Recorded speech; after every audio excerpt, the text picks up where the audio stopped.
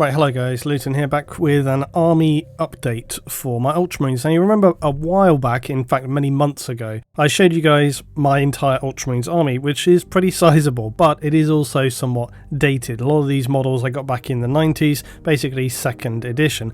And, I was discussing about how we can do the painting, what I should focus on, and just asking you guys for your feedback and your thoughts about how we can progress with things. And one thing I heard from a lot of people was that you guys thought I should focus on doing new stuff to get inspired, and that's exactly what I have done. So I still plan to go back and touch up the old models and go through them, and I've got some processes that I'm going to use to do that, and I'll show you guys the results. But I think a lot of people that I read in the comments said, you should build some new stuff, you should push it forward, kind of develop the army and add new things to it. It's exactly what I wanted to do, and that's what we have done. So first of all, we got PRIMARCH Robot Guilliman, and I actually think it is Robute Guilliman, but whatever, I've got so sick to death of trying to pronounce this guy's name, I'm sticking with Robot Guilliman now. But I was pleased how this turned out. I did add a little extra detail to the Chaos Marine below. The biggest pain in the ass here was the armour. Doing all of that detailing around the really fine trims of the armour was not a particularly enjoyable task. Putting it all together, it was quite a challenging model to build actually for a single character.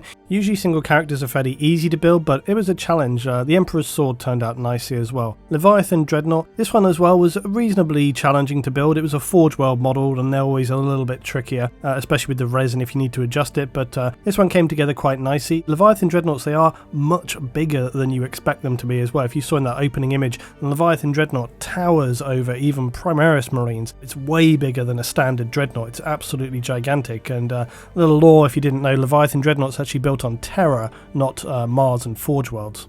Okay, next up the intercessors. Now I needed to do some infantry because you've got to have infantry to add. You can't just do all vehicles and stuff. Well, you can, but you shouldn't if you want to have a nice range for your army. So I've got these guys. I've got some Phobos. I've got the Hellblasters, which we've done already. Building infantry and painting infantry, if you're doing like I am with all the highlighting and weathering and all this kind of stuff, it takes time. It takes a long time. So this wasn't like, an easy one to kind of thrash out. It's taken me a few weeks to kind of get them done, in between and around other things. But one of the reasons why I wanted to get these done as well was because I've got other stuff coming up that I really want to do, like I've got a Repulsor Executioner tank, I've got some Stormhawk Interceptors, I also have a Thunderhawk gunship which is on the table waiting to sort of go. So I have some really epic stuff that I want to move on to, but in order to do that I felt guilty that I was just leaving this infantry, so I really wanted to plow through and at least get some of the infantry done before I move on to other things, because when you're doing miniatures sometimes you can feel a little bit guilty when you're just focusing on doing the cool stuff like characters and vehicles, and it's like actually there's infantry as well, and that's the stuff you need to kind of plow through.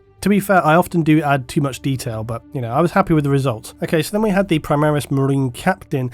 Now this guy, I don't think he can be bought separately. I think he comes in the Dark Imperium set, and that's the only way you can get him. So I actually ended up buying this off of eBay, but I really wanted this for the army because it's such an epic looking model, but I didn't want to actually buy the full box set because I already have Primaris Marines all broken down and I have my army, so I just wanted to add this singular guy to the army. Another singular model that I've had kicking around for ages is this, which is the Librarian Terminator. It's a really nice model, this one. It just looks epic. It's got loads of really nice detail to it. I actually have magnetized, you'll see it in some pictures here, I've magnetized his left hand because he can hold a Stormbolter or he can just have his hand there, obviously for using psychic powers, so I've magnetized those to switch those out. And then the last infantry squad here, the Hellblasters, I actually painted these up a little while ago, but I didn't finish the bases, so I've now based these guys, and I tried to do the bases for these similarly to the Primaris Captain. The intercessors have a slightly different kind of more temperate style, but these guys, they're on a kind of maybe a muddy or rust, sort of an industrial world, but outside, so it's kind of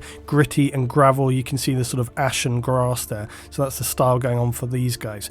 Now before we come to the last project, I just thought I'd show you some of the stages in building. You can see the Forge World Leviathan here using caulking for the base, and I've got some sort of faux barbed wire in there. I actually added some just filler around the base there to kind of texture it. This is Guilliman, and you can see here the difference between the kind of basing and the armor touching up and the detailing around there, and you can see the sword here and that progression. So that was a really interesting model to build. It was quite enjoyable and it really sort of tested my skills. Also you can see the Chaos Marine here. I added all the green stuff and kind of filled in and detailed around that. This was building the intercessors, and again, you can see how many components making up one intercessor. It's quite a lot. And then I broke these down. I've mounted them just on sticks here, and the same with the heads. So there's a lot of process involved, even just in the standard infantry. It's a bit of a process. It's manufacturing, really. You know, you're going through, you're going to base coat everything, you're going to layer everything. You got to keep yourself organized, because if you don't, you can kind of get really disconnected from kind of where you are in the process, and you really want to sort of do everything step by step all the way. So I like to try and stay as organized as possible when I'm doing that. But the end results, I think, are pretty good. I think Guillerman and the squad look really good together. But one thing which really helped me out, I've said this to a few people this week, going on the Siege Studios course was a big game changer for me, and not just in doing these infantry models. Siege really specialize in kind of character models and larger models and things like this, and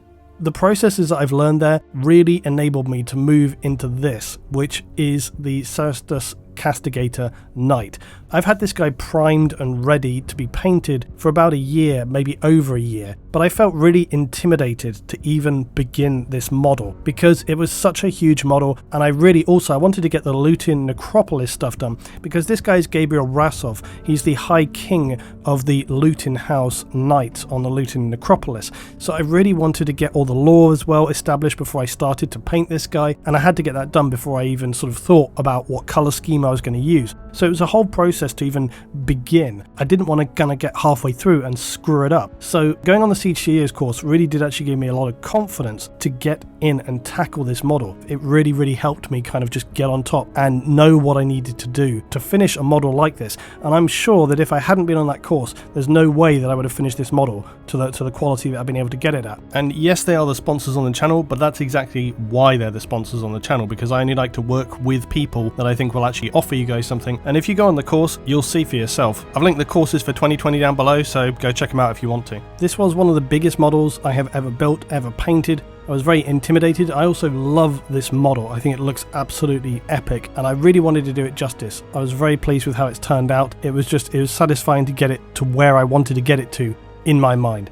So that's where things stand as of now. That's Army Update 1.1. I've got loads of other stuff to come. Like I said, I've got the Thunderhawk, I've got some land speeders, I've got Marnius Calgar, I've got a Chaplain, I've got another Knight, got a Primaris Redemptor Dreadnought, I've got the Repulsor Executioner, I've got some Phobos to do, I've got 2 Stormhawk Interceptors, Aggressors. But you know, I'm not going to just plow straight through and do constant Ultramarine stuff. I've also got some other things I want to do, like I've got some Elusian Star Striders, I've got some Necromunda stuff I want to do, so I've got all sorts of bits and pieces to be working on, so you guys will see that further along the line. But the Thunderhawk is probably going to be the thing which we move to next. However, I do have a character model, which I don't want to tell you what it is yet, but there's a character model that I have had ready to be painted for quite a long time, and it's a rare model. It's quite expensive if you wanted to buy it now. It's from the original Necromunda. It's probably the next thing I'm going to work on, but you'll see that next time, and there will be lore to go along with that one. Anyway, tell me what you think down below, guys, about the army's progress forward. Thanks for watching, and I'll see you next time.